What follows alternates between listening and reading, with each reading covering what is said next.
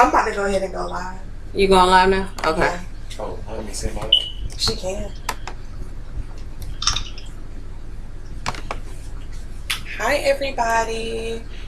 Waiting on my sister. My internet's slow, y'all, so don't judge me. Get her stuff situated for our podcast. This is a More About Something podcast. We might be looking this way. I'm just going live on my feed so that y'all can get a glimpse of what we're talking about today. It's parenting edition. All right, So we got everybody our out special there. guest Naima in the house. And Kendrick. AKA K-Dot. AKA K-Dot.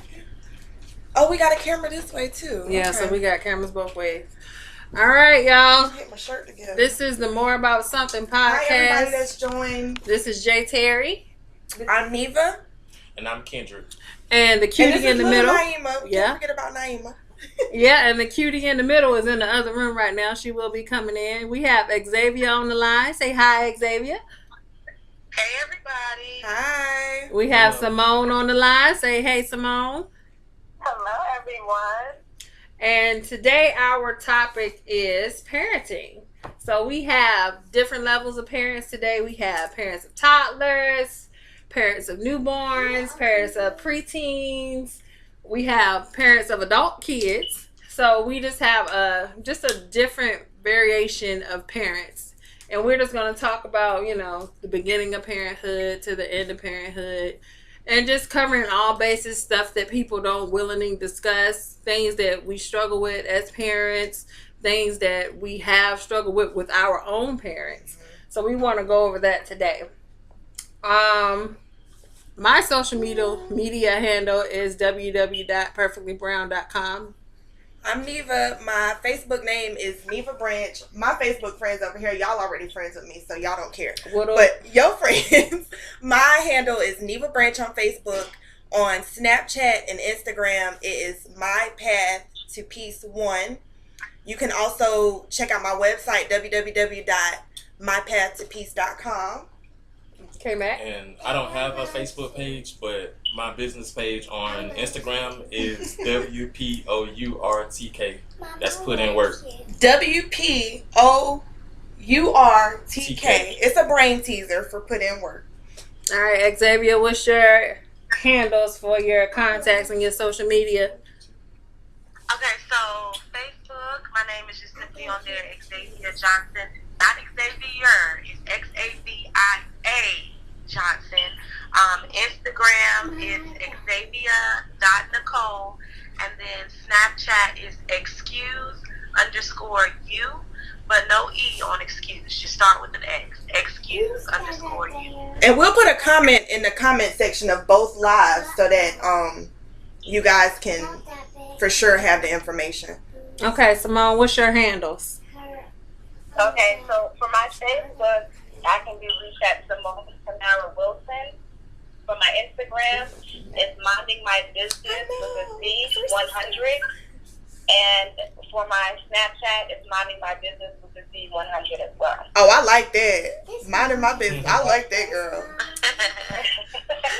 All right, guys. So Neva is going to provide our positive quote or affirmation today. All right, and it's coming from Ayanna Van Zant's book, Acts of Faith. This is to my friends and to my sister's friends. So today's message, today's the 22nd, right, y'all? Y'all know I get my days mixed up. Today's quote is, "We survived slavery because we held on to one another. The moment we found independence, we began to commit suicide." And basically, her take on this is there's a metaphysical principle that says whatever we do to someone else, we actually do to ourselves. This principle supports the golden rule, do unto others. We forget this, and when we do, we create an imbalance in our own being. When we malign another person, we are talking about the self. When we deal dishonestly with someone, we are cheating the self. When we abuse, neglect, or abandon another, we are doing it to the self. Why? Because we are connected by the one creative source. This source creates a responsibility for, accountability to, and dependence on one another. The moment we allow the self to believe it can do without other people, we create a kind of loneliness, depression, and disconnection that makes life not worth living. So to elaborate on that, basically what she is saying is we need to be a unit. We need to act as a unit. And that's perfect for our topic today with parenting, because parenting, I know a lot of single mothers, a lot of single fathers, it's not meant to be done alone. So I feel like, and not just parent-wise, community-wise, like it take, the saying, it takes a village to raise a child. So as we are raising these kids and our adult children, as we're raising them, they're mimicking us. And then how people say, do as I say, not as I do. Right. Let's throw that out the window, because they're going to do what they see us do. So just make sure as you're going throughout life, don't look at it like you're in this by yourself. You can do it all by yourself. And just be mindful as you do go through your journey of the company that you're keeping and the people that you're around. And just remember that we got to act as a unit. We got to be a team. So true, that's our positive quote for today. And our word of today is veracity. So everybody can see veracity. Can they see it on that end? I'm going to show it to my friends as well. Veracity, Voracity. And the meaning of veracity is greedy in eating, devouring or eager to devour large quantities of food. Glutinous. I feel like that definition is taking shots at me right now, because that's me. You always home. Got that right. I feel like it's taking shots at me. Veracity. I've been being real Ravenous. Is that what it is? Yeah, ravenous. Very greedy or eager in some desire or pursuit. Insatiable. So I think that we can use that in a positive light by saying all of us, we're voracious in our journey to learn more and to gain knowledge of self. So I think that can apply today. Amen. Yes. Okay, so the way we're going to do this, we're going to start with the beginning of parenthood. We mostly have mothers on the line, so we got one dad. We have one dad. Thank Kendrick for showing up for us. Showing up for the fathers. So, ladies, who wants to go first and tell us about the struggles with pregnancy and the beautifulness of pregnancy? The ladies on the line can go first. Can somebody let me know on my live if y'all can hear the ladies on the phone? I'm going to move this over. Xavier, you want to go first? Because you just had Ace not too long ago. Yeah, sure. I can go first. So, as far as the beginning of parenthood, pregnancy, everything, it was most critical because I felt like, instantly upon finding out about him, like my life just wasn't my own. And that's how I felt with my daughter too. It's like now I'm so responsible for a whole nother life. Yeah. So, it was just a different wave of emotions. Because of course I didn't want to mess it up, but then at the same time, just being so excited about it. And when I went through my pregnancy with Ace, it really didn't go as I anticipated it for, various reasons. And so I wasn't as positive throughout it as I thought it would be initially. The energy, I kind of had that and carried that with me throughout the whole thing. So towards the end, and even having him, I ended up having health issues that I had never had before, to where it really impacted me negatively. But now seeing him, it kind of changed it around. But, I compare it to the beginning of parenthood and pregnancy with my daughter, and it was a much better experience, and my mindset was different. And so that was more positive. So I really was able to see how, like, my mind and what I believed in, the outside effects and who helped me and or supported me, impacted how I carried him, and now, even though he brings me so much joy, that I see, like, in his personality sometimes, like, when he's upset, it's like those little mean streaks that I tended to have, you just said a word there. Carrying him, and, it changed me so much, physically, mentally, emotionally, all of that. And it just really showed like the energy that you welcome in can impact how you feel physically. Yes. Absolutely. Yeah. Simone, you want to give your input on it? Absolutely. Well, first of all, that's a beautiful story. I know that the struggle is definitely real when it comes to being a new mom. My experience was more so a teenage mom. I was married at a very young age. I had her at 19 years old. So even though I had her in a family unit and she had a mom and her dad, it was still like the struggle was huge. Like I had to really like wrap my head around that I was responsible for another life, somebody who's going to eventually contribute to the world. So that was like the moment as far as the beginning of parenting. It was very overwhelming, but it was a lot of beauty in it because I mean, currently, your labor, like she's a straight A student, she's very smart, she's going to a good school, you know, but it's also other challenges that come along with it too. Transitions from them being a toddler to doing everything that you say and adoring you to them going into their own way, trying to express themselves, trying to go against what you're saying. So it's a lot of ups and downs, but the overall focus that I've learned with parenting is I'm raising somebody to contribute to the world. So you have to handle that very delicately. Absolutely. And, you know, it's a lot of joy and going about that process, but it's a lot of worry that goes along with that process too. I've never worried as much as being a mom. Yeah, because you got like a whole person that you're responsible for now. Like when you don't have kids, you more so worry about yourself, and I think you take more risk when you don't have somebody else to worry about. But once you are responsible for another life, that's like, oh man, like, oh my gosh, it's kind of scary. Yes. So Kendrick, it's no joke. explain to us what you go through or what you went through during Neva's pregnancies. Well, with the first pregnancy, it was all new to me. You know, I'd never been a father before, of course, but it was just like I didn't know what to expect. So it was like every day was something different. I had to get used to things that have changed as far as her eating habits. The way Shots fired. The way you know, emotion was involved, so you know, every day wasn't a good day. So, you know, we had arguments and stuff like that. So everything was just changing.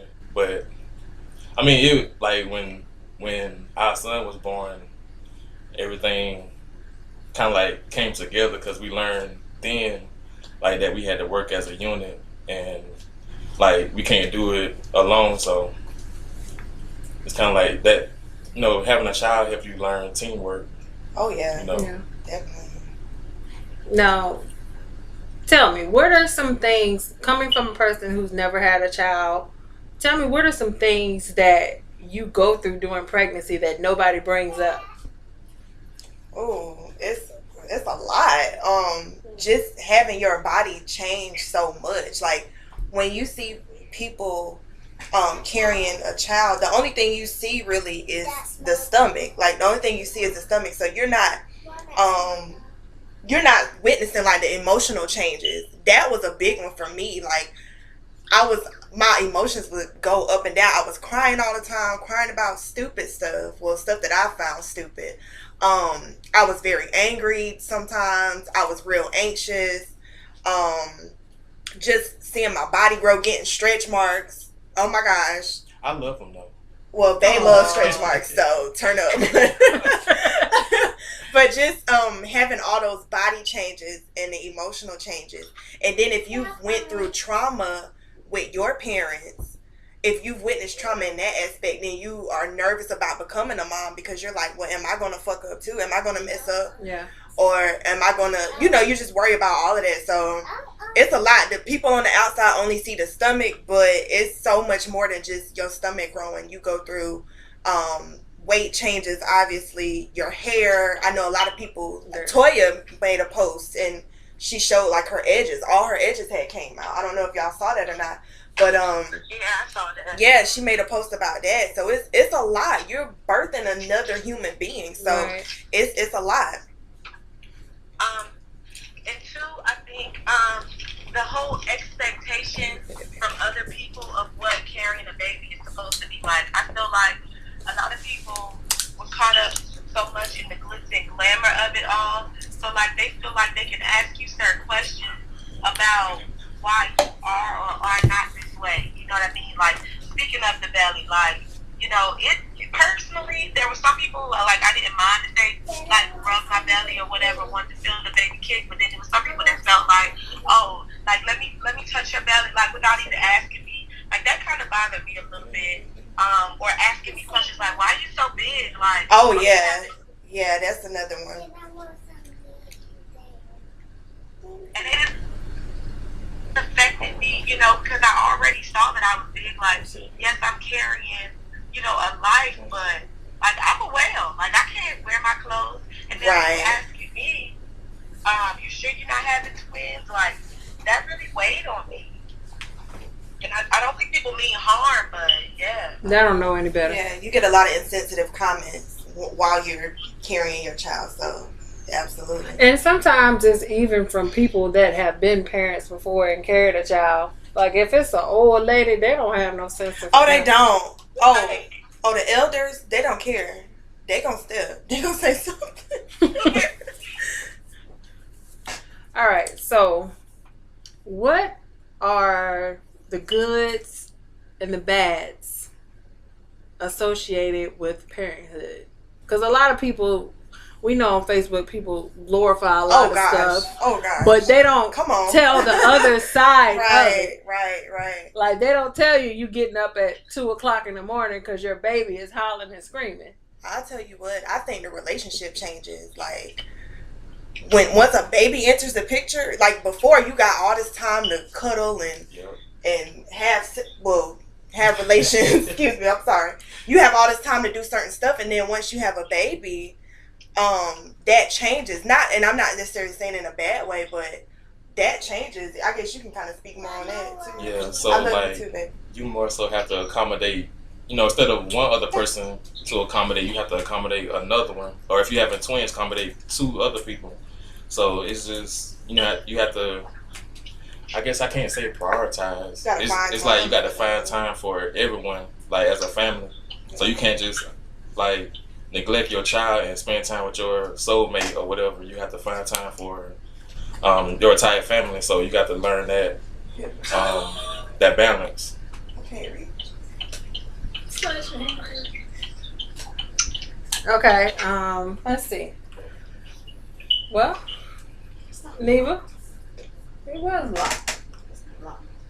It was. Well, let's Simone. Simone, what are some of the goods and the bads about parenthood that most people don't talk about? As far as the good, I'll say like just going through the journey is a beautiful experience because you see the work that you put into it. So when you're going through those hard times, you see it come to fruition, the work that you put in. You know, the stuff that nobody really talks about, you know, is the transit, like the day that you wake up and your 11-year-old daughter is looking at you with attitude about something. Oh, She was this innocent little girl before. She was this innocent person that did everything that she said they would do, you know, and she would just go ahead and do it, and now she just has her own way. She has to have her own way. So that's a major transition for me as far as her entering junior high school. The struggles with that is now she's really into what other little girls think, you know, validation, you know, trying to change certain values that I've instilled in her, starting to kind of go against some of them. So, you know, I know that there is good that I've seen come to fruition before, so the encouragement that I give to parents going through that same struggle with a middle school child is to just keep planting in seeds every day opportunity to have like talks to children. Like I speak to my daughter all the time. Like our car rides are like the best time that we talk. You know, wherever we're on the go and have things to do, like we just talk. Sometimes we turn the radio off and just talk. And I think that's missing sometimes. It's always like a distraction, a phone or a TV show or whatever. But it's good to just keep it old school sometimes and just talk. So that's like my solution and my coping mechanism when it comes to parenting. Just allowing her to talk to me and allowing myself to be approachable. That's good. That's good advice. So, who has the funniest parenting moment when your child says something that they're not supposed to say and you're not supposed to laugh, but you kind of try to discipline them but laugh in your own brain? What's like one of the funniest moments? Naima do stuff every day. Naima, it's an everyday thing. I can't pinpoint it down to just one from both my kids, really, because Keon did some funny stuff too. But the most recent thing with Naima, she like to call people bald headed now. Like she quick to call somebody bald headed, and I'm like, sis, you was bald headed when you was like a little baby, so why are you doing? And then the guy on the train talking to himself, Mom, who he talking to? Loud. Who is he talking to? I act like I didn't hear her. Yeah, you talking to my dad? Just always saying something funny. You just never know. I get so nervous when I take her in public because you just never know what she's gonna say. But that's the good thing about it too. Like they're so open, and they like I guess they don't have to care about their surroundings or whatever. Right. Like we as adults, we always what would people think about us for saying this out loud or saying this or that or whatever. But kids, that's the great thing about them too. Like they're just open and no filter. They keep it 100. And that's a good thing. Like when we grow up, they kind of like take that away from us. Right. Yeah. And kids, that's why we need to kind of like let them do what they do. How do you feel like when we tell them not to say certain stuff, how do you feel like that impacts their means of communication when they get older? Anybody can answer that question. I think it kind of like, and it's kind of good and bad because you don't want your child just going around saying whatever. Right. But then too, I think it can be a negative thing as well because they lose their voice sometimes with you doing it, with you always telling them be careful what you say. Oh, don't say that. Watch what you say. So I guess it's like a balance. You got to find a balance between it because I want my child to be verbal. I want her to talk to me and tell me what's on her mind and be able to come to me and talk to me about certain stuff. But if I tell her, oh, you can't talk to me about sex, well, that's something further down the line with her. But I was one of those, way further down the line. But with me, like she about 30. I didn't feel comfortable talking to my mom about sex because she never like opened that door up. And no shade to her, but she never opened up that door with me to like come to her to talk to her about stuff like that. So that's something funny right there. She just fell out the chair. Y'all missed it, but Naima just fell out the chair. That was a funny child moment. But yeah, so it's you got to find a balance with that because you don't want them to just not say nothing. Well, Onyx messing with you. You want to come say hi to the people? Come tell the Come people over hi. Say hi to everybody. Look right here. You see everybody? You say hi, my name Look is Naima. at the camera right here. I don't want to sit on your lap. Mm-hmm. I don't want to sit. Well, what you want to do? Oh, you grown today? Okay. Yeah. Oh, our bad. Okay, does anybody else have a funny child story?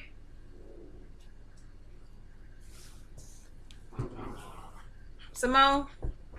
Xavier? I think we might have lost our other guest. Hold on. Oh, How do we teach kids to be nice to one another Can y'all hear me? but not get taken advantage of? Oh, that's a good one. Zay? We'll address that in just a moment. We're trying to get our guests back. Simone?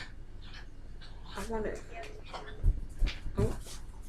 Okay, Simone, you can hear me though, right? What happened? Okay, we might have lost our guests, but to address one of the commenters, how do we teach kids to be nice to one another but not get taken advantage of? That's a good question. I'm still trying to learn that myself. Simone? But I think I can you hear have to you, teach Zay. them. You have to You can hear me? You have Yeah, I to can teach hear them to set boundaries. healthy boundaries, not being mean and saying no to Okay, Simone, everything, can you hear me? but just being able to teach them boundaries. What would Okay, you say, good. Kendrick? Because we both are kind of that type of person that's really nice, and you don't want people to take advantage of you. Hi, everybody that's joining. As far as that, it's like, how do we teach kids to be nice to one another but not get taken advantage of? That's kind of, like you said, that's kind of hard. But Go get your tablet, okay? My tablet. Yeah. What are you watching? I guess you just got to train them to. It's I guess put a limit to it, like they'll know. Well, we'll know when they get taken advantage of, but we just have to let them know, like, when, like, make them aware of the situation. That's fine. And that's probably like the best thing I can say as far as that. I think that's kind of like trial and error too, because even when we were growing up, we had to learn people's energy. Yeah. So I think as you get older, you learn who has their best interest or your best interest at hand and who doesn't. Like, it's still a learning experience for us as we grow into adults. Like, we lost friends, and some of them we don't even miss. Well, most of them we don't miss.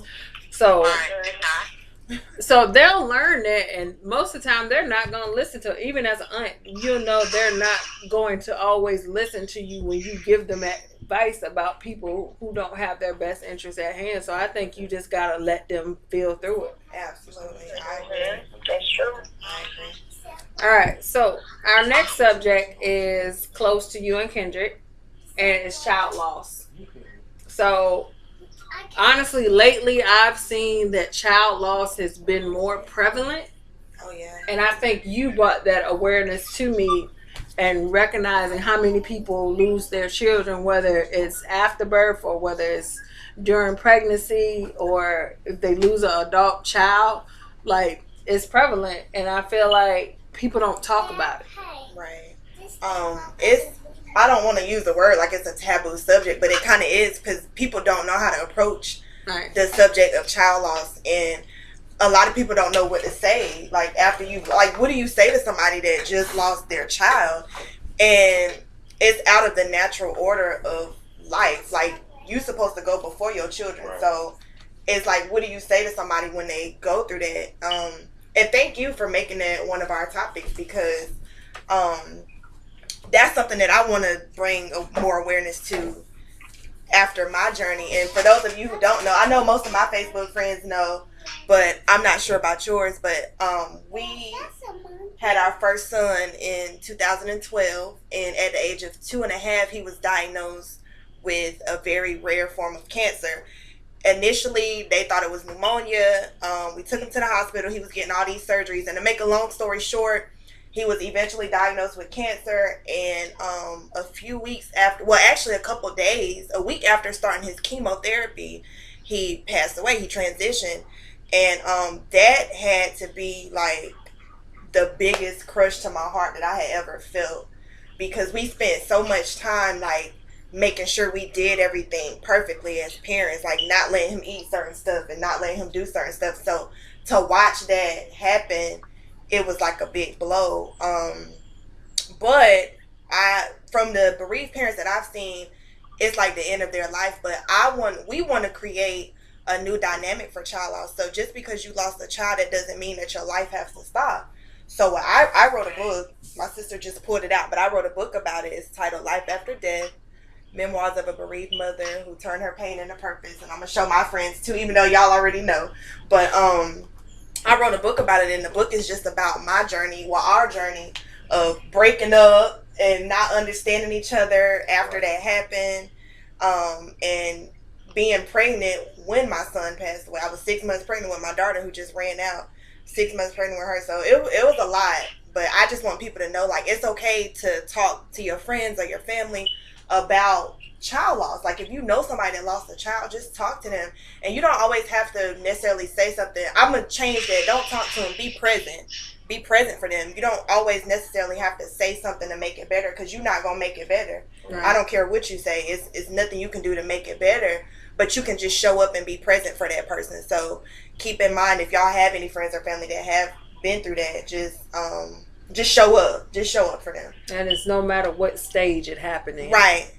And right. So if somebody lost a 20-year-old versus a 2-year-old versus a newborn, it doesn't make the pain any less just because the child was older or because the child was younger. So it's or devastating. If the child wasn't born at all. Right, or if the child wasn't born at all. So keep that in mind also, friends and family, when you're dealing with people that have experienced child loss. And I like to say too, I don't know if it's any men on the line, but if it's any men that has lost a child or anything, I like to say too that I learned throughout the child loss that we're going through, that it's okay to cry. Like, I had to learn that. It took me a while, but I had to learn it myself. Like, Neva, she's been a good shoulder to lean on, and I was always taught, like, you a man, you're not supposed to cry. And you're supposed to be the provider, strong, the backbone, and everything for the family. Right. But it's hard. Yeah. But now I believe, like, you are each other's backbone. Like, like, she's my backbone, I'm her backbone. So if I have all this pressure on me, then what am I gonna look forward to? Who am I gonna lean on? So that's why I say, like, release it, because if you don't, it's gonna turn into arguments. Like, for me, it turned into me basically being an alcoholic, like drinking outrageously and just being out of character. So that's my main thing I want to say about it. I learned to cry, basically, and that helped me a lot. Okay, so I'm gonna pause you with that. With the teachings of men not to cry, not to have emotions, how does that impact men across the board? Like, because you'll see that, like, a lot of times y'all feel like you not supposed to cry and you're not supposed to do something, or that's feminine that you do these things. Like, how does that impact you mentally? And you're dealing with so much, like, work, right, being a parent, all of this. So that's the main thing about it. Like, just let it go. Cause it's like you can listen to that stuff and then it can just destroy you. Yeah. So I'd rather let it out than keep it in, because you keep it in, you hurting yourself and the people around you. Yeah. So that's the main thing. I just say, let it out however you can. Okay. Did I answer your question? Yeah. Oh, yeah. All right, y'all. So we're gonna move on to co-parenting. Who has input on co-parenting, whether it's good or bad, or how can it get better for some people that do have to do co-parenting? What's y'all opinion? Well, this is pretty new for me because I just now am going through that. I was with my children's dad for 7 years, and we actually. Hold on, Zay. And it was a weird transition because from that we still were living together, but we weren't together. Oh my God, it sounds just like that. I moved out of the state, so we were in Charlotte, but now I live in Virginia, and part of it has to do, with me just rebuilding or whatever. But so far, it has been very challenging. Communication is key, but one of the issues that we had was that we didn't communicate like very well anyway, even when we were together. So like now having to co-parent has made it really hard. So I truly need to, if anybody has advice on how to make that work, I would love to hear it, because we rarely get along, and I think right now, like, his problem with me is the fact that I moved in the first place. His problem is that you moved, you said?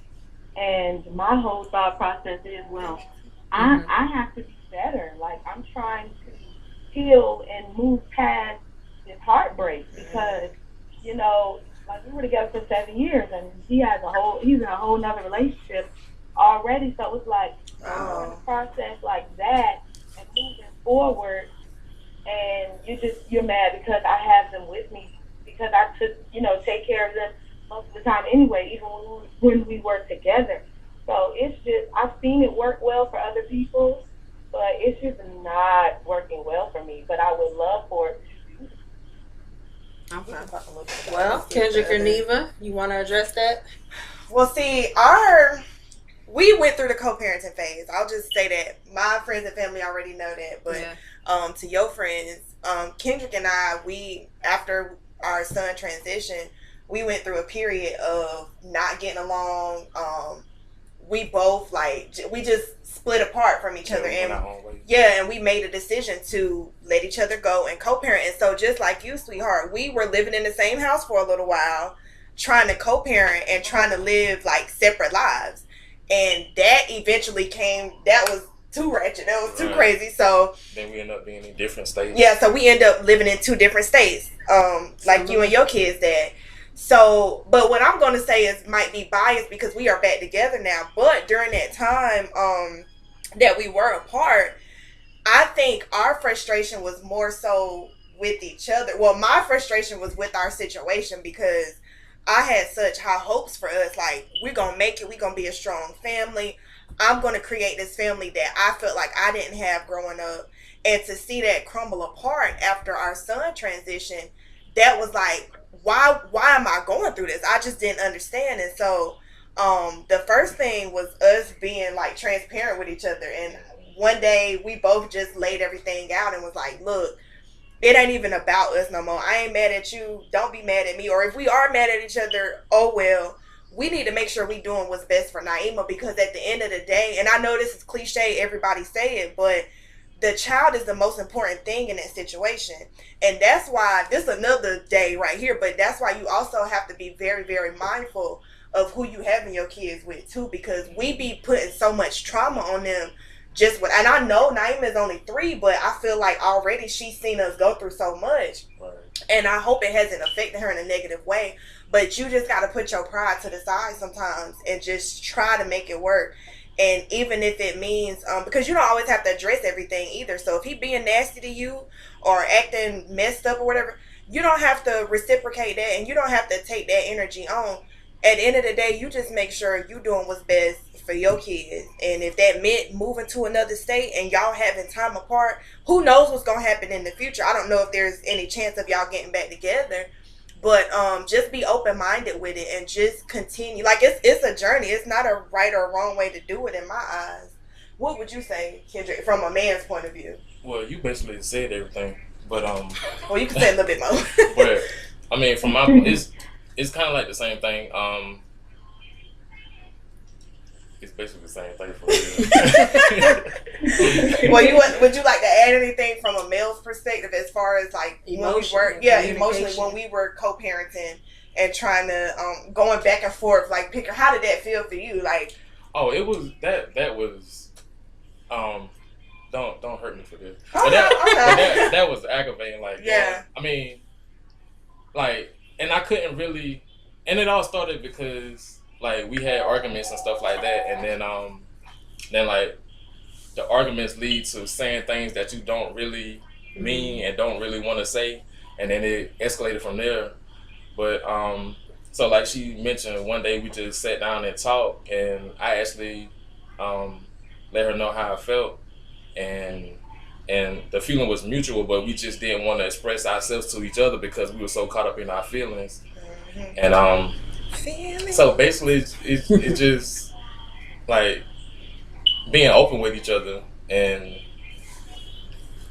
that's how we got back together, basically, from us being real with each other. Yeah, I think some of the confusion with co-parenting comes in too because one or both parties still feel some type of way about whatever happened between the two. Not even talking about the kids, but I think one or both parties might still feel some type of way about what transpired in a relationship, and so that's carrying over it. And you can't co-parent effectively when you still holding on to, oh, she hurt me, or oh, he hurt me, and I really don't like them. I'm not saying that that's the case with you, but from most of the co-parenting situations I've seen, it's not really effective until you nip that part in the bud. So once y'all both sit down and say, okay, well, this is how I feel about it, and this is how you feel about it, can we come to some type of understanding in regards, because if it's a wrap for y'all two, then it's just a wrap. Just a wrap. Yeah, that's it. It's just a wrap. But if not, then And I think both parties have to be willing to have that conversation without judgment. Yeah, definitely. And without the anger and all that stuff. And without nobody being in their feelings. Yeah. Hey, cutie in the middle. That communication piece is important, for real. And I feel like sometimes, like, honestly, I can say I love both my parents, but I don't feel like I was taught effectively how to communicate in a relationship. A lot of us see that. Because, you know, a lot of times they be like, pick and choose your battles. That doesn't always work. Right. Because you're still harboring that and you can't express yourself. So I just feel like that's just a segue into the communication part. Like, how do we teach our children how to communicate with us and other people? Come on, cutie, on the end now. So we got our guest, our guest host is in the house. Regina. I don't know where I'm looking at right now. You got two. You got two of them. Okay. Well, first, I didn't intentionally sit this much time out, but I'm kind of glad I did because I like not feeling like the expert in the room because I'm not.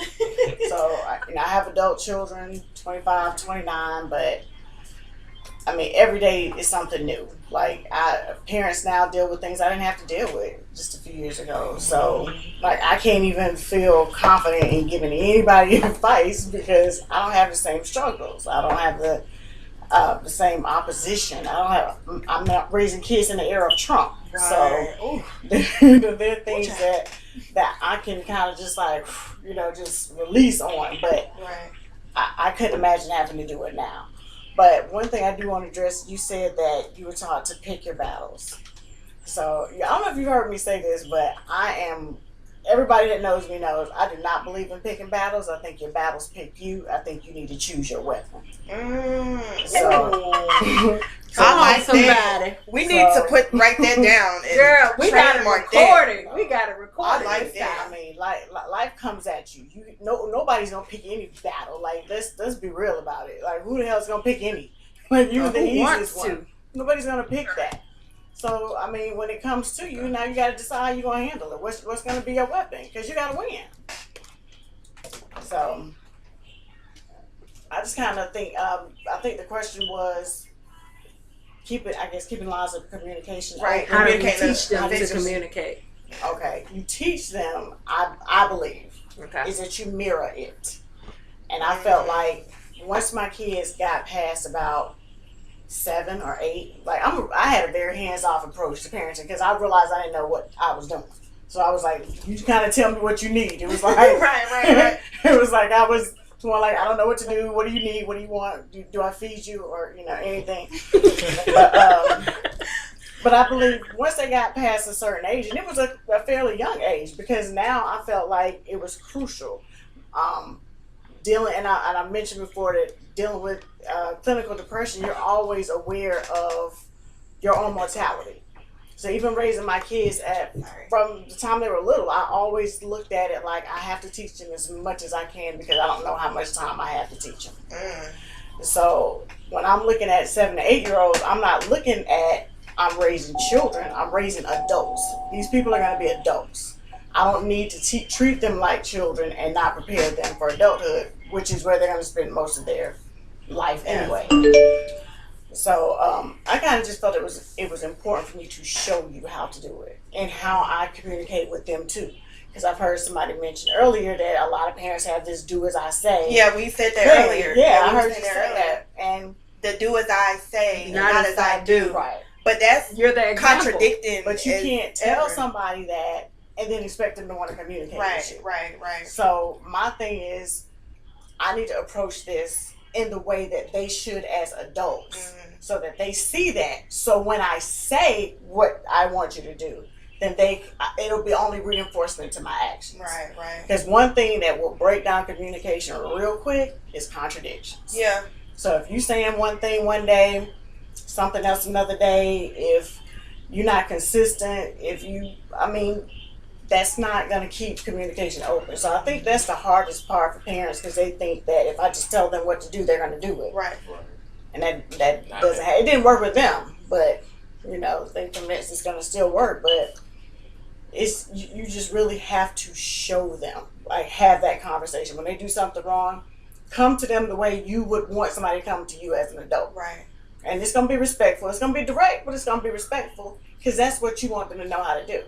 Well, I have a question. So, since you have raised 20-something-year-olds, so you've been in the mama game for a minute. I'm an OG. OG. Yeah. So, my question is, because all of us are in our 20s yeah. now, so we are still kind of at a stage where we trying to find ourselves, but trying to raise and mold kids at the same time. Mm-hmm. And for me, that's a struggle because I feel like I'm just now becoming like a real woman now because I done been through the flames, through the fire, and I came out swinging. So, so my question is, how do you do that? Like, how do you balance that between trying to raise and mold children into decent human beings while trying to be that yourself and you stepping into real adult womanhood or manhood? How do you balance that? Like, how do you do that?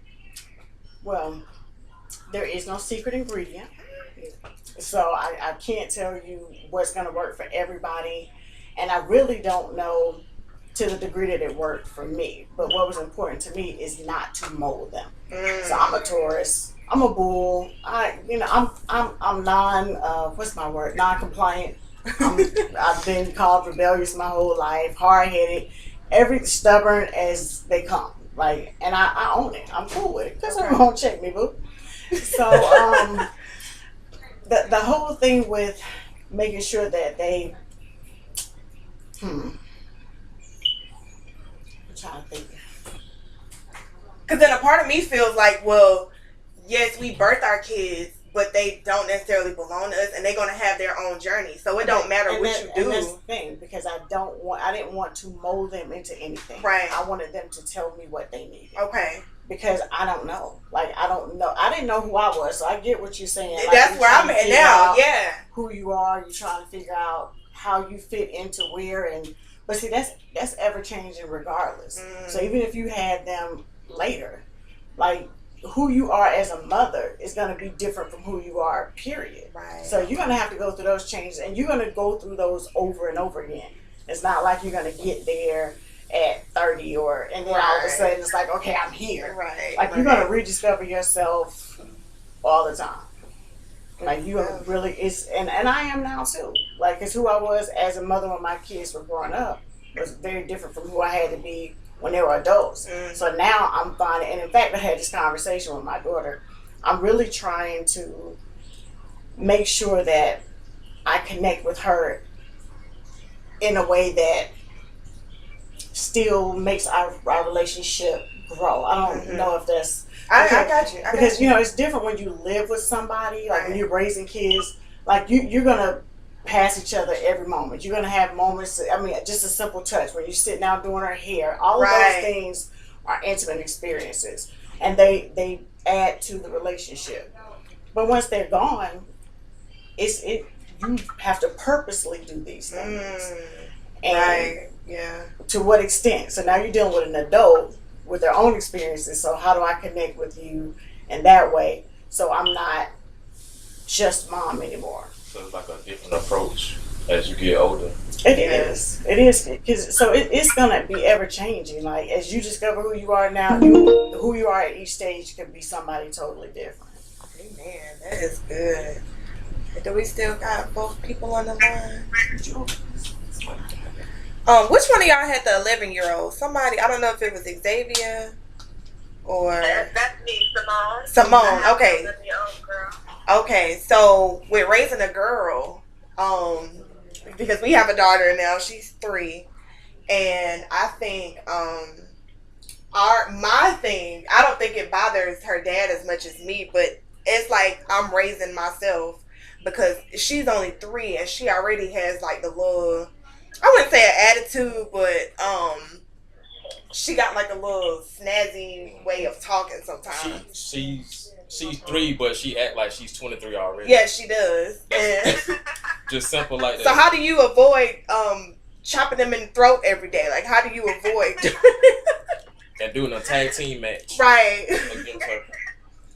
Well, I will say it's a great thing that she's so confident at a young age and just being who she is. Sounds like she has, like, it's a good thing that she has a little spiciness to her, you know? So, as long as it's not disrespectful. I mean, I feel like you can allow kids to be who they are, but it's a thin line between being who you are and then crossing it over to disrespect. So just mastery, you know, as far as, you know, how far she's gonna be able to go. My daughter,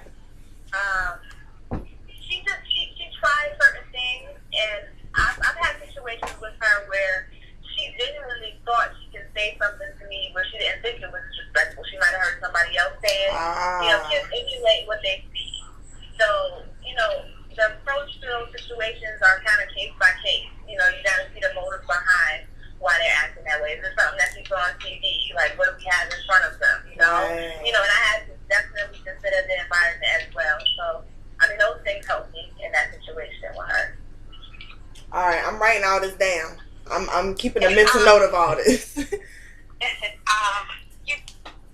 know, something that I was thinking about when the other ladies were talking, just the fact that I know somebody had mentioned before, like our kids, you know, even though they belong to us, it's like they really don't. And I feel like sometimes when kids do certain things, I know, like with my reaction to it, I've discovered that a lot of times it brings out something that actually was my own insecurity or my own issue that I had, you know, as a child. And so I'm actually reading this book now called The Awakened Family, and it was The Awakened Family. An example.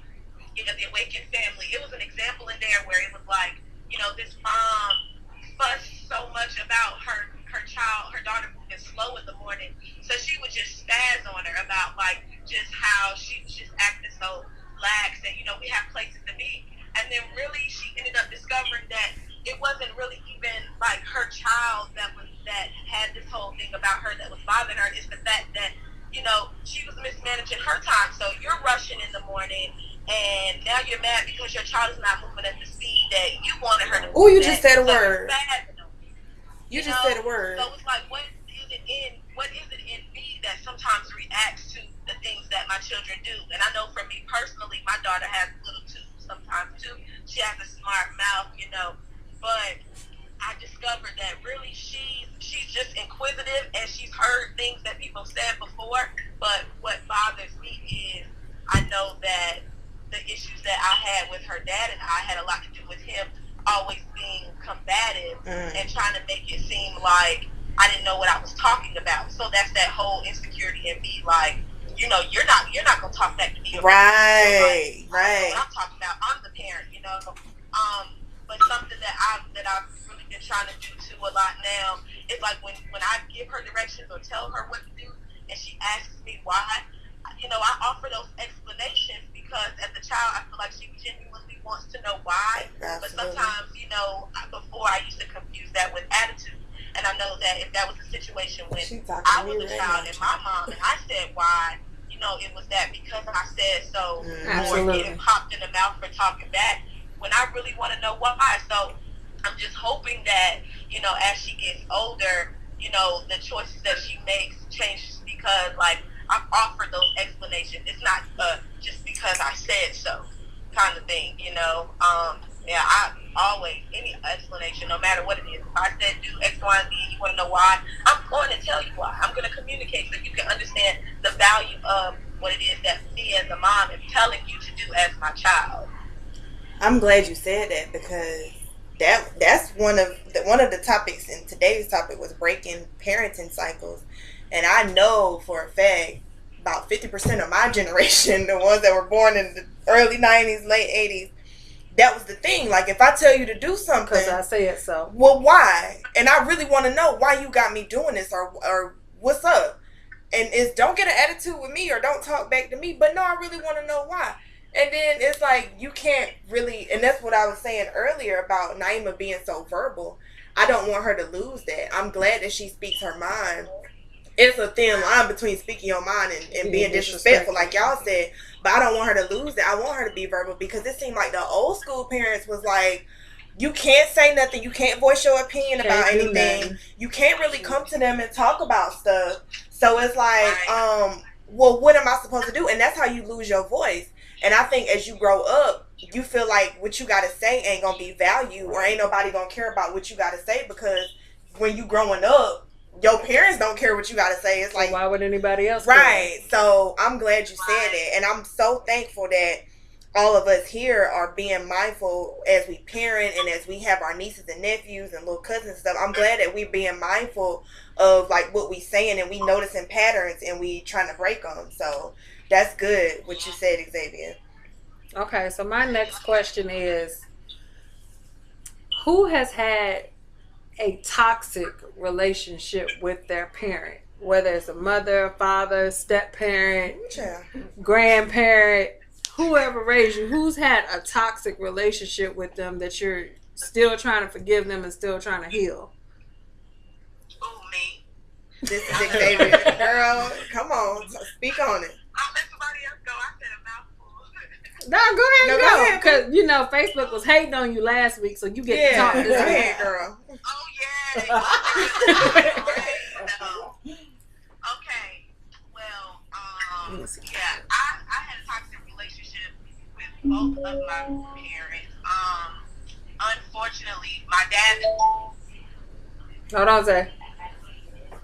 You know, the issues that we had, and my mom and I are still working on it, and we still kind of rough sometimes. But just going back to what we were saying about losing that voice, when I was younger, and this kind of goes off of what we talked about last week, because when I was younger, my mom, you know, got saved, and she ended up like taking, you know, extreme, okay, in the sense of like it was just, it was bad. So I, you know, grew up like heavy in the church. Was there from like sun up to sundown, and it became a time. I distinctly remember the moment when I shut down. I remember I was 10 years old, and I was writing one of my friends, and I was telling her that I liked the boy. Like that was it. That I just liked him. I didn't know anything about anything else related to that. And my mom found the letter and just went slam off on me. And I just shut down, you know. And even after that, it was I vowed to like just never talk to her again about anything. I feared her. I feared her because everything was about like it was like Bible fasting. Any little thing that I did, it was like I basically would go to hell for it. You know what I'm saying? Ooh, you just said so. As I got older, you know, it's like if your parents don't guide you, your friends will, and they will lead you into some things. You know, Javina and I went to middle school together, so I don't even remember like how I was then, but like, you know, I kind of tapped into my wild side a little bit, and you know, instead of her sitting and talking to me about things, she started just calling me out my name. I was all types of hoes and this and that. And if I ever like you, like, well, you just go sleep with whoever you want to and all of that. And just would tell people my business, you know. And we were at a small church.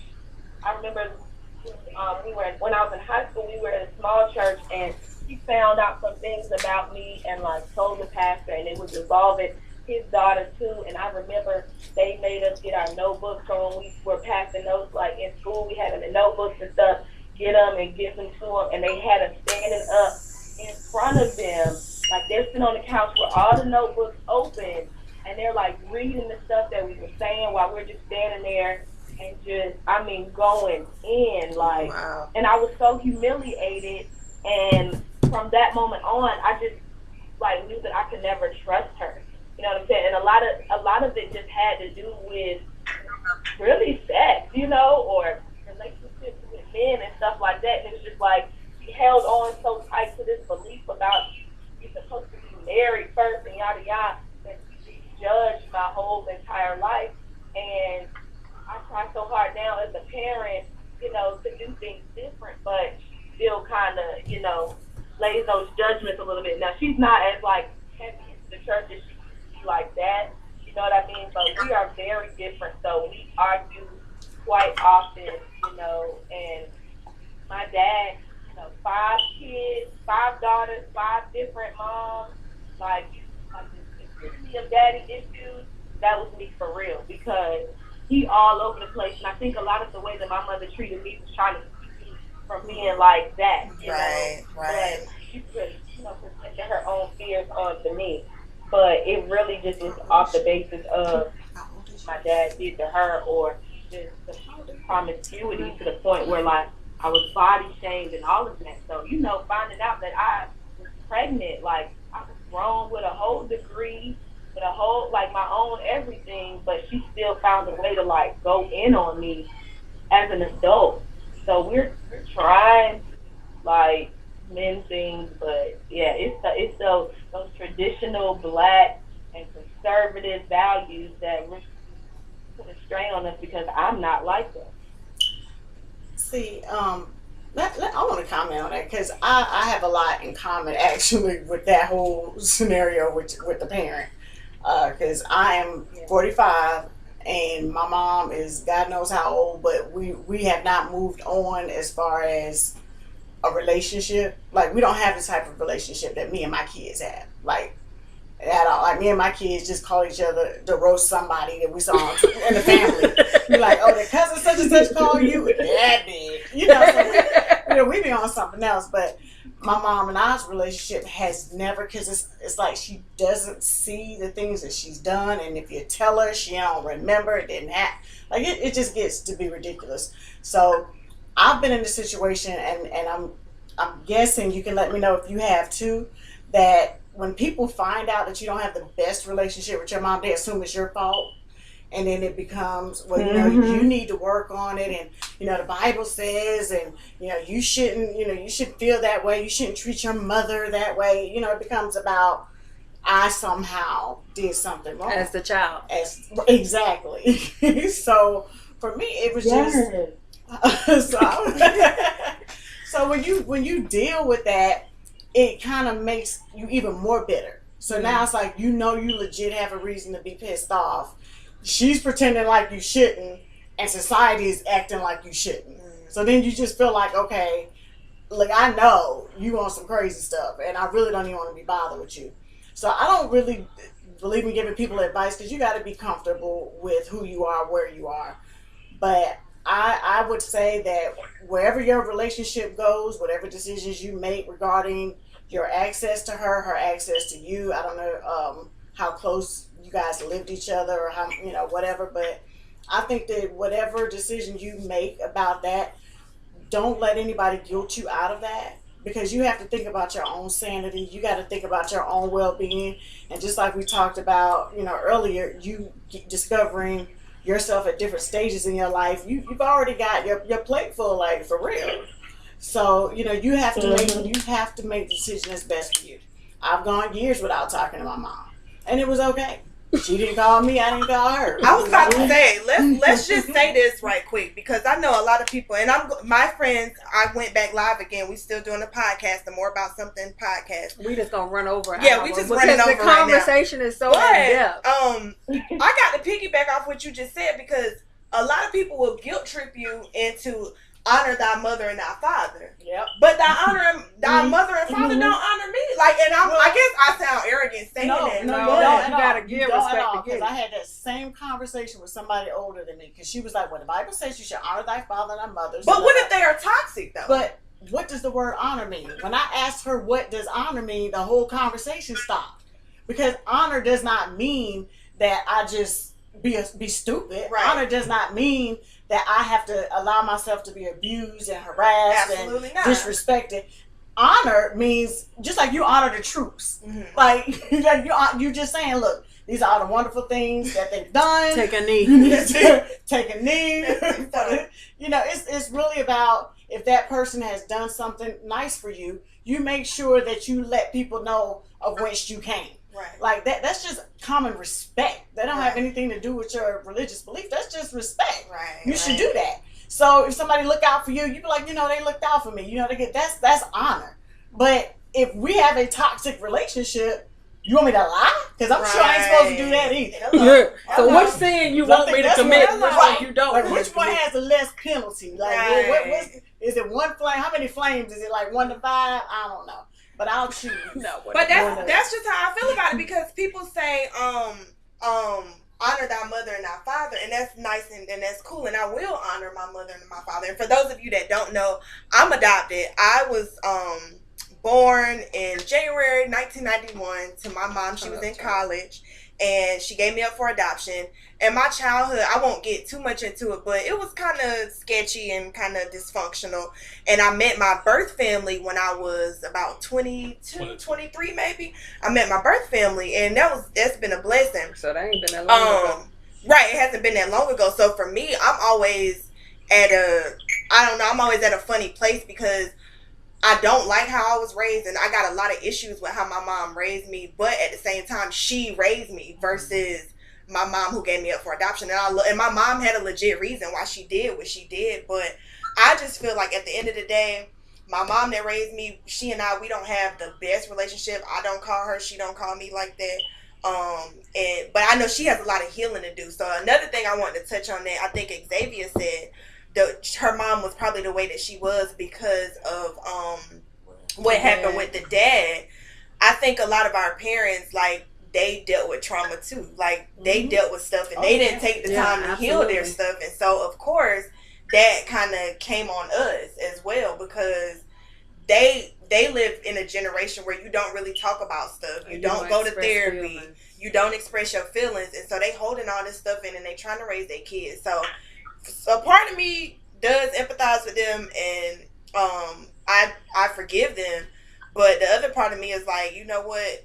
It just ain't for me. And part of that too, and I just don't believe in chaining and containing people. So I have a lot of issues with any organized anything. So in institutionalized education, whether you're talking about a religion, every aspect of our lives from the time we go to daycare is about telling us how we should be, what we should think, and what we should do. And a lot of that stuff goes against what we think and would do naturally. Yeah. So it becomes a struggle for us. And as we evolve, and every generation evolves, like so many influences add to it. So people are evolving even faster. So certain things that I didn't have access to. We didn't have internet. We didn't have, we had one computer at the school, and it was DOS. Like, it was just the oldest thing ever. I think it was one of the first ones.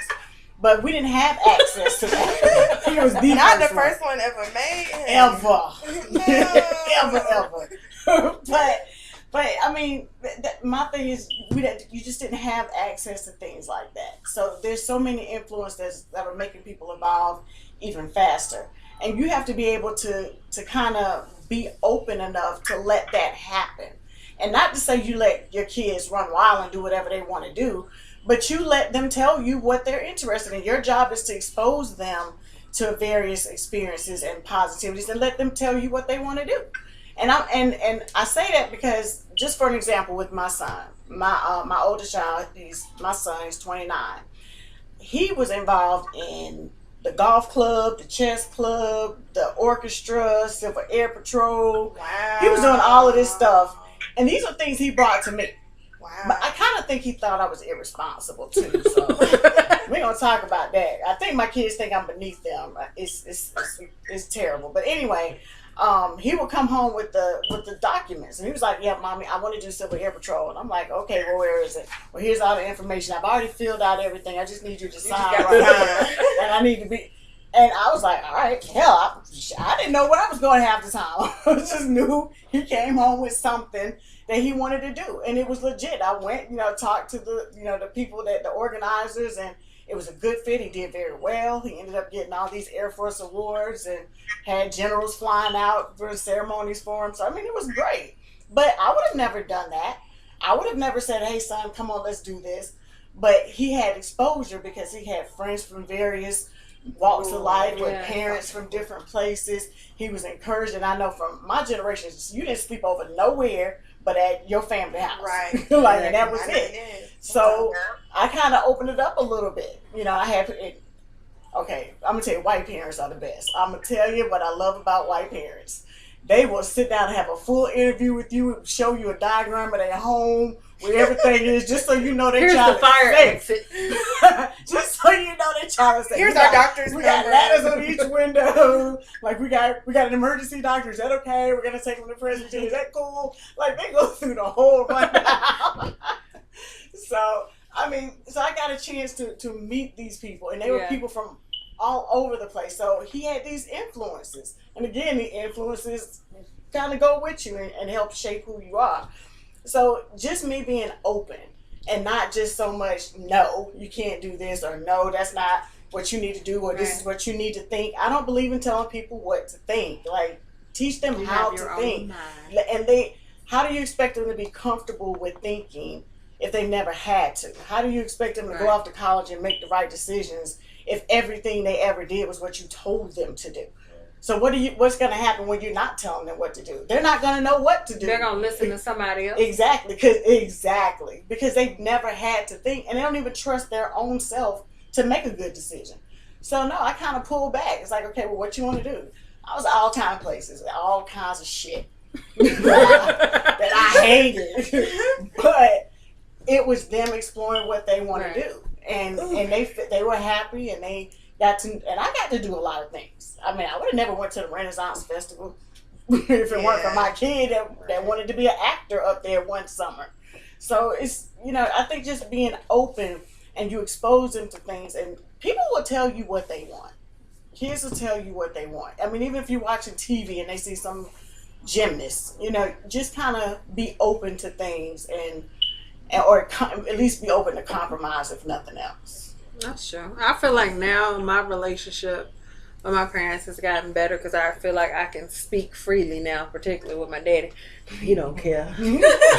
he say any and everything, and he listen to any and everything I say. And sometimes he rile me up. Sometimes I rile him up. Y'all done seen him on Snapchat with that strobe light in his little music room. So I just feel like now that I'm older, I see that I am literally a reflection of him. So even if it's trauma, I know with the communication thing, he don't really communicate like that. Now he's better, and I feel like he had to go through his trauma to get better too. Because when my uncle died, like literally, that's when he started saying, "I love you," and that was like his best friend. And it was just like, oh shit, you actually saw that change. And they never expressed, like, I think the only time I've seen him cry was when my grandma died and his mother. So it's just like, yeah, he was raised that way, not to show emotion. And then him being in the military as well, you have no emotion. Yeah. So it's just like, and then, of course, not seeing your parents share that type of affection with each other, because it's like, I'm the man, I'm the provider. I got 10 kids. I ain't got time to show all y'all love. I just need y'all to get out there on that farm, pick that tobacco, make sure them cows right. So it's just like that carried over. But the older he gets, I see he softens up more. And see, so you have to take in consideration not just what your parents were raised with. Right. Like as far as their parents and how they disciplined, or whether they showed affection, but you also have to bring in everything around it, the culture at the time. What was going on in the country that shaped. Well, I mean, you look at what's going on in the country now. The same thing that was happening. Exactly. That's a good point, because if they were raised in like the 50s or the 60s, there was the era of civil rights, the 70s too. And so I've noticed, like, our parents be scared for us to travel out the country and stuff. Exactly. And the reason why is because you could have got killed for that. Long time ago, so that's a good point. Sometimes they never been out of the country. Or they were just afraid they couldn't get to you. I've heard that before. Like, what if something happens to you and I can't get there? So sometimes it's not. It's so many things that influence who we are, and a lot of things. Just like when you're raising kids and they're little, you don't always know what they pick up, what they remember. So I can have conversations with my kids where I can give them full details about something, and they be like, "Yeah, I don't remember that." But then they can give me full details on something, and I say the same thing. But they'll also come to me and say, "Mommy, I remember when you said whatever, or I thought about something you said today." And I'm thinking, I said that? Wow. Like, so you don't always know what is absorbed. You don't know if the conditions are right for something to absorb. Like if something crazy is going on in the country and your child's a teenager and they're, seeing a bunch of stuff happening, then, that's going to influence on top of, okay, well, do we not have a really close relationship? Do we know how to express ourselves? Like, those things are layered. That goes into that Maslow's hierarchy of needs. Oh, yeah. Like, certain things you just can't get to unless certain things are done. Right. And you just have to understand that all of that stuff works together. Once it's together, now you have to chip away. You have to chip away, okay, what about it is good? Because I earnestly believe that everybody has everything in them they need to be successful. Yeah. It's just about identifying it, which things you need to ratchet up, which things you need to, bring down or cut out. But it's like sculpting. And the sad thing about it is by the time you realize what you need, you're often too old to do anything about it. Yeah. So I think it was George Bernard Shaw that said, youth is wasted on the young. And I took that to mean, like, when you're young and you have all of this energy and you have all of this drive, a lot of times it's not directed in a way that's helpful or that's impactful or long lasting. But then when you get older and it's like, damn, if I only knew, and you heard everybody at least once, if I only knew what I knew now. Right. Damn, if I'd have known, if I could go, or you see those things that say, what would you tell your 17-year-old? Right. So hindsight is 20/20, but see, now when you remove from it, you don't have that same daring energy that made you do that dumb shit at 17 in the first place. Now you kind of stuck with, okay, well, what do I do with what I got? Because I feel like you've been conditioned to play it safe by the time you get to that age. And that was necessary when you think about the history and our culture and the time that our parents and their parents grew up in. Oh, yeah, you better place. And we back to that place. Right now. Because, like, I don't obey the law all the time, but y'all didn't hear that. Nobody heard disregard. Strike that from the record. That was just my check. But but I still, when I see a police officer, get nervous. Yeah. And for the first time, none throughout my life growing up, but in this climate, if I go someplace and I see a whole bunch of white kids, I'm crossing the street. Like, with no problem. Like they do us when they see a whole bunch of us. Hey, I'm going across the street. Everybody see I'm going across the street. If they follow me, it was them. I'm standing my ground. But remember, stand your ground don't apply to us. Oh, yeah, we got that. Okay, yeah, we got something that's going on. Yeah. We're going to talk about that on another episode. Yeah. But, guys, we're going to wrap up. Anybody have any final words about parenting? I wish you all well in your parenting journey. Those who have children, those who have yet to have children, I wish all y'all well. And just continue being mindful. Just be mindful in what you're doing and what you're saying, and remember that these kids are the future. And they're watching. And they watching. And I will say, from a parent once removed, I'll say that the advice that I'll give you is there's no right answers. Don't be afraid to make mistakes, but also don't be afraid to fix them. And I think it's important, especially important for our kids coming up now. Like, I've heard people go there, well, y'all the future bullshit. Okay, that's real. Like, I really feel like I really feel like. But, I'm just like, just keep in mind that they've got a lot going on. Absolutely. And you've got a lot going on, and you're rediscovering yourself, and they're discovering who they are, and it's going to be scary. So there's not a right answer. And just be okay with being okay. Be okay with that, because you don't know the right answer. You want the best for them, and you want to make sure that you can still raise somebody who's proud of who they are, proud to be a black woman in a world that don't give a shit about us. Proud to be a black woman in a country who, if we had been one generation in this country, they'd put us on the list for deportation. So to raise a child and be happy and be proud, in this time right now, it's so crucial, because we still don't know the impact of what's happening right now. And this is only a few years into some of our, worst nightmare. So even once he's gone, we don't know the lasting effects of what's happening, and how his policies now will affect our community, and how affect. So that's a lot on us as parents. But at the same time, you're going to make mistakes. Yeah. And when you make mistakes and you get something wrong, make sure you sit down, look at it urgently. I saw my job as urgency when my kids were little. Because again, of being ever aware of my own mortality, I didn't know how much time I had to teach you what I want to teach you. And really that's a pretty cool way of looking at life altogether. I don't know how much time I have to tell you this. So let me give you Let me this tell while I'm you here. this. Yeah, that's good. I don't know how long, because I may not know where it is later. So let me give this to you now, because I don't know how much time I have. So if you make that mistake, then you got to be the one to say, "Hey, come here. Let me fix you. Let me tell you why I went wrong.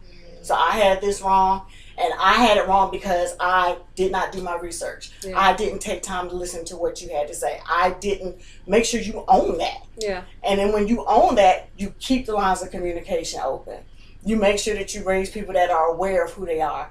You raise people who know how to think for themselves and understand the intricacies of fixing a problem. Because when shit is fucked up, we all know about it. Right. Yeah. But how do you, and your confidence in fixing anything comes from your experience and your ability to think your way through. You're not confident in it, you're not going to. We're disabling our kids to the point where we need them to fall in line, but we don't even know what's on that line. Right. Like we have no idea, but it's because that's how I was raised. That's what I was told. That's what I was taught. So this is what I'm going to do. This was good enough for me, so this is going to be good enough for them. No, what was good enough for me is not good enough for my kids. It's not good enough for my grandkids or anybody that comes from my line. Yeah. I always want you to have better. I always want you to do better. My kids make more money than me, drive better cars than me, got better, but they good. Right. And I'm glad about that. Like, first of all, I don't want a Volvo, thank you very much. But but they good, and that's what they want, and they work for it, and they do their thing. And whatever they want, I'm their biggest fan, their biggest cheerleader. They can do no wrong. And I told them as children, and I tell them now, even if you were not my child, I would still feel honored to know you. And that's what I want my kids to always remember from me. That it's an honor for me to know you. Even if you were somebody else's kids, I would still want to know you.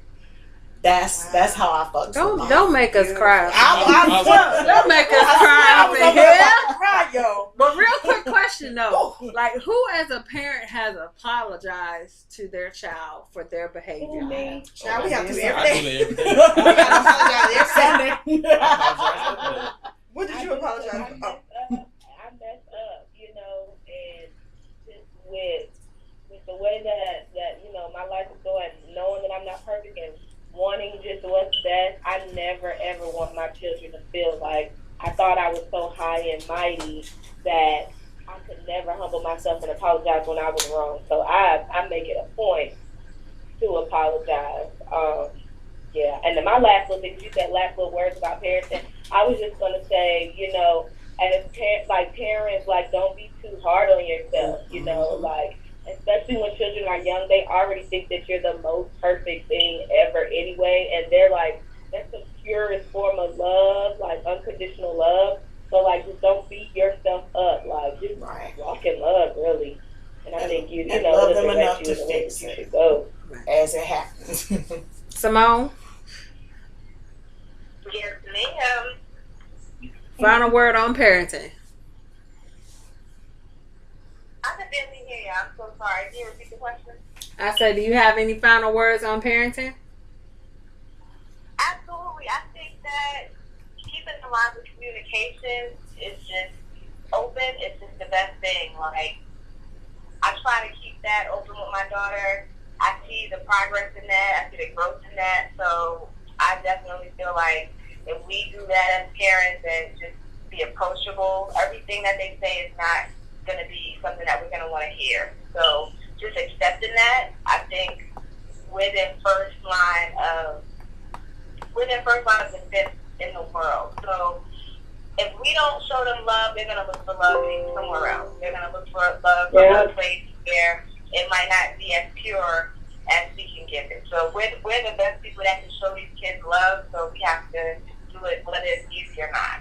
So that's my stance on that. Agreed. All right. Well, that wraps up our parenting episode 2. And the previous episode 1, can be found on SoundCloud. This one will be posted to SoundCloud about tomorrow. And thank you to all our guests today. And Thanks for having me. Thank y'all. Y'all all dropped gems today. Every last one of y'all. Great. All right, thanks, ladies. Thank y'all. All right. Have a good evening. Y'all have a good night. Good night. This your phone. Regina, I can listen to you talk all day. Like, Regina was fun. I can listen to you talk all day. I swear I can. I went up to her. I was like, I said, your girl is good because I totally forgot what the fuck I was talking about. And then when you jumped in and started talking, then I remembered.